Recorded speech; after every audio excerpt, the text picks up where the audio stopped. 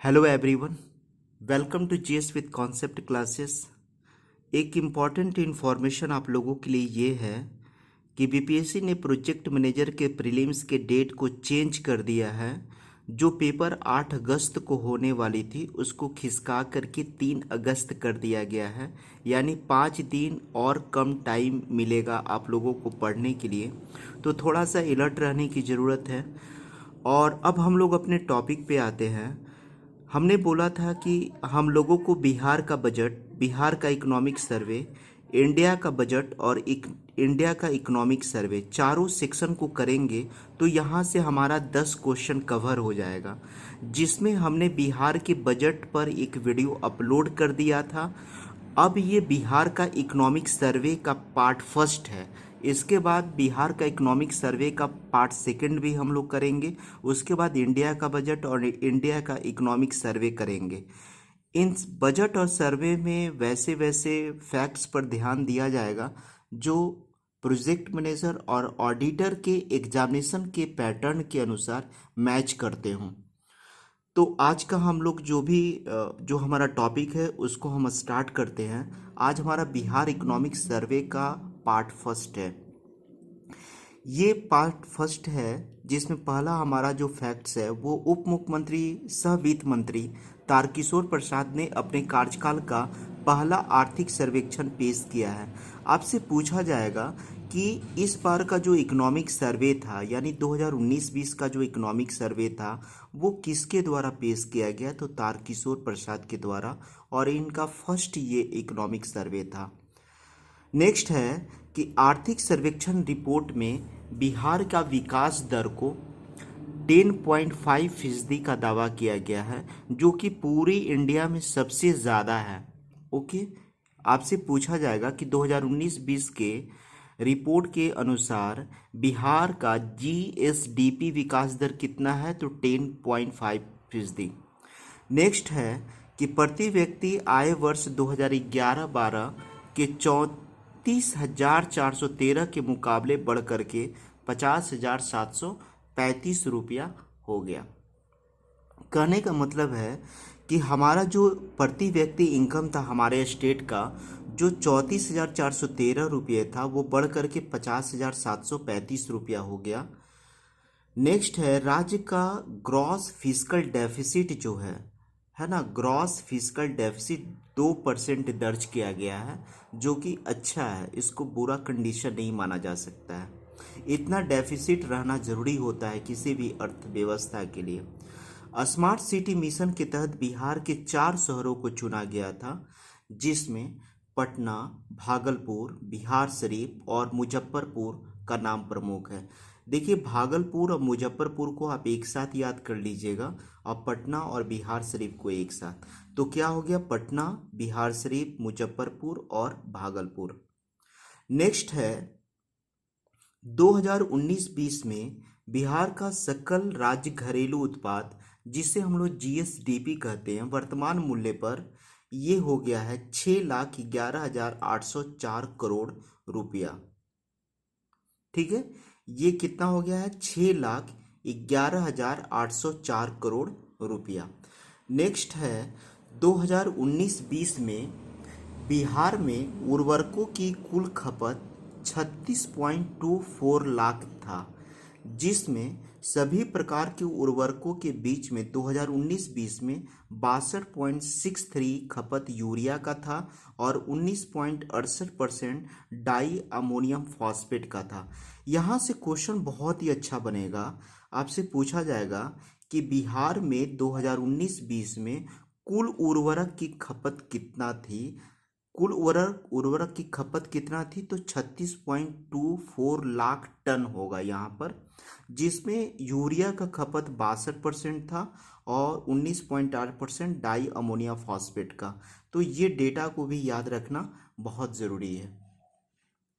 Next है कि बिहार में ग्रामीण क्षेत्रों में स्वच्छता में सुधार हेतु लोहिया योजना चलाई जा रही है।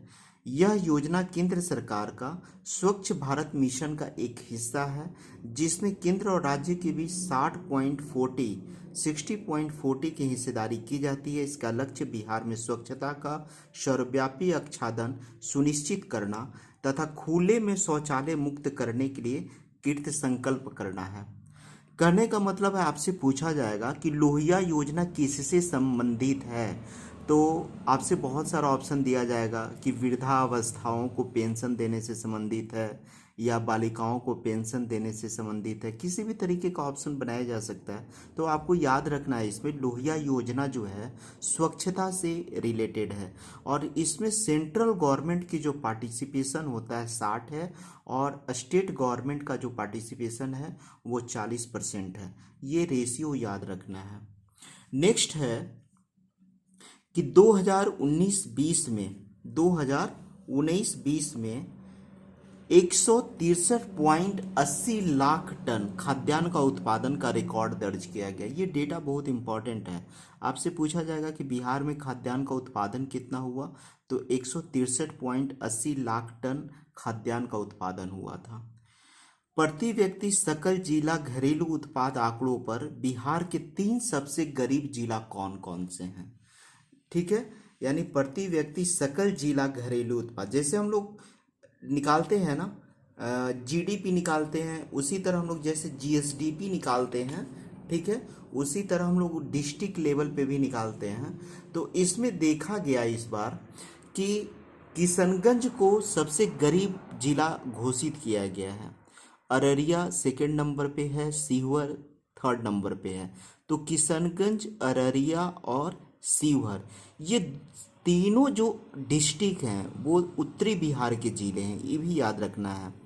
प्रति व्यक्ति सकल जिला घरेलू उत्पाद आंकड़ों पर सभी 38 जिलों में की रैंकिंग में बिहार का सबसे जो समृद्ध जिलों का जो क्रम है वो है पटना, बेगूसराय और मुंगेर। पटना का सबसे ज़्यादा इनकम है, ये तो ऑब्वियसली सही बात है, कैपिटल है। बेगूसराय सेकंड नंबर पे और मुंगेर जो है जहाँ पे बारूद वगैरह का प्रोडक्शन होता है, ठीक है, ये बारूद फैक्ट्री है, ये थर्ड नंबर पे है। तो पटना, बेगूसराय और मुंगेर, ठीक है। और हमने गरीब में क्या बताया था? किशनगंज, अररिया और सीहोर, ठीक है। आप इसको याद रखेंगे, बहुत इंपॉर्टेंट है।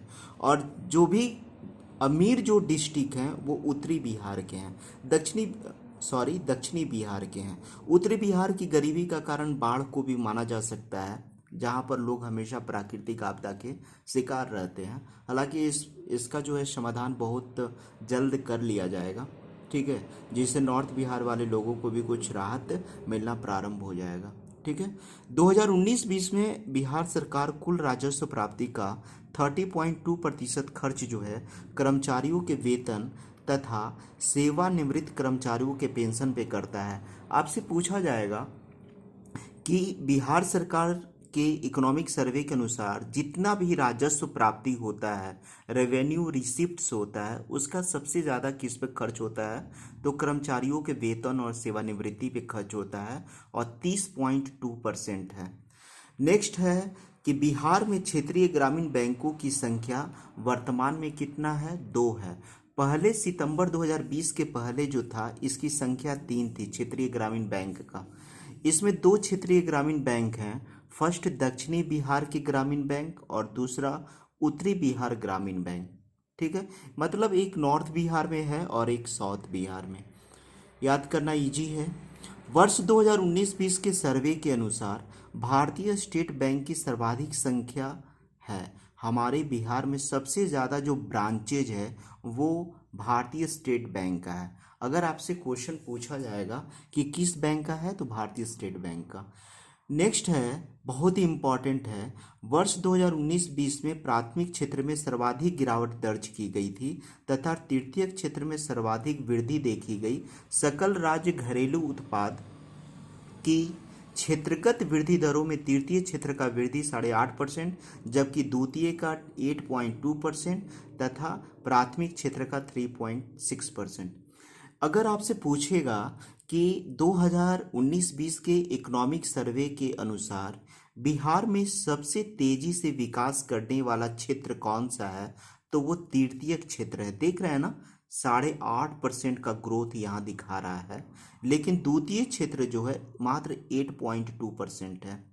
और प्राथमिक क्षेत्र की तो स्थिति और भी बुरी है, 3.6%।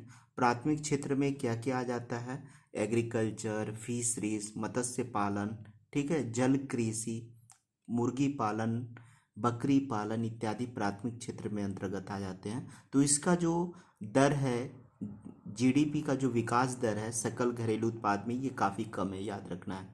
स्मार्ट सिटी मिशन के अंतर्गत बिहार के 4 शहरों को सम्मिलित किया गया है, पटना, भागलपुर, बिहार शरीफ, मुजफ्फरपुर। इसको तो हम लोग पहले भी देख लिए थे।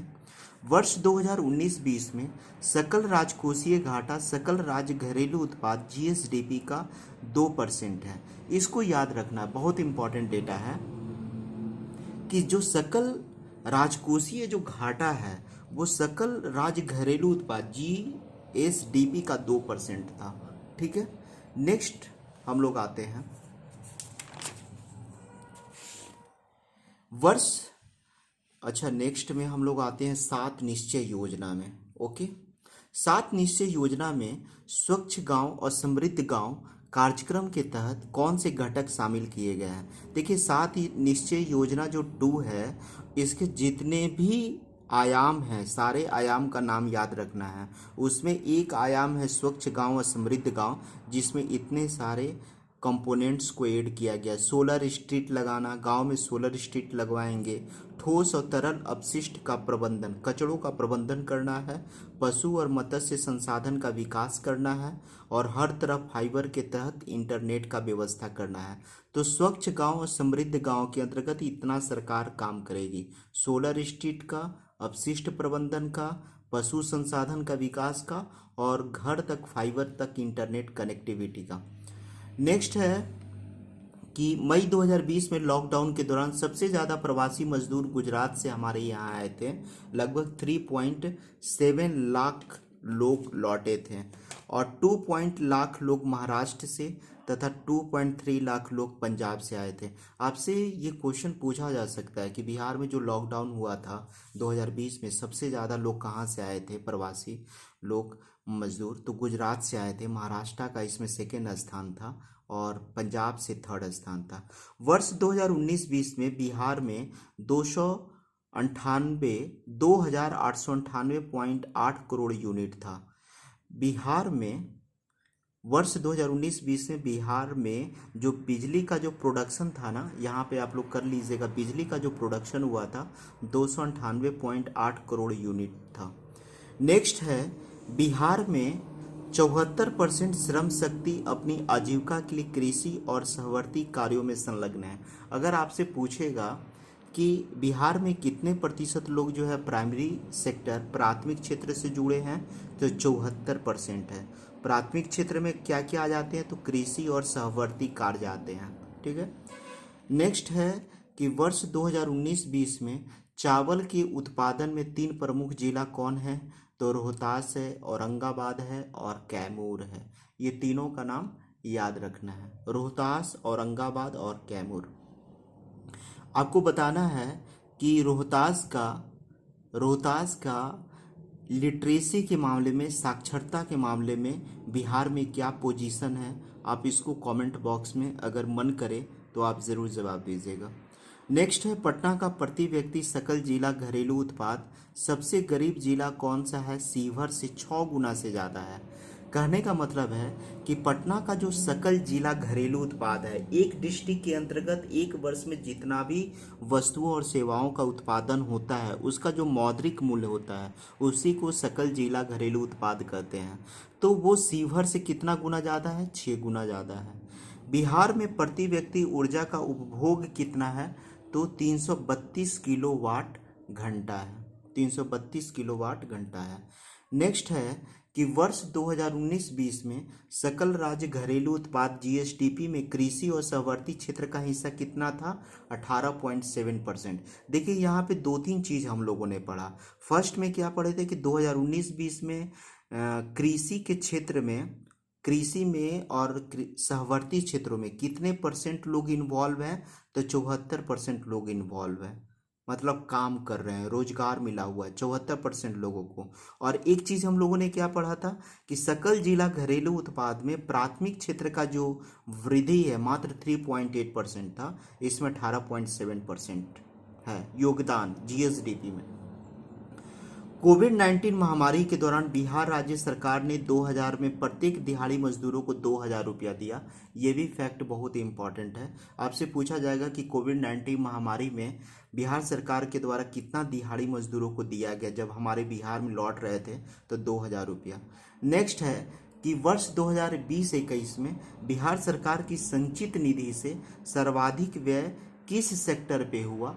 तो सामाजिक सेवा पर हुआ। आपसे पूछा जाएगा कि बिहार के संचित निधि कोष से 2020-21 में सबसे ज़्यादा किस क्षेत्र पर खर्च किया गया? तो सामाजिक सेवा क्षेत्र पर खर्च किया गया। और आज का जो है हमारा बिहार का इकोनॉमिक सर्वे का पार्ट फर्स्ट खत्म हुआ। हम लोग सेकेंड पार्ट पे आएंगे। Thank you very much for watching this video.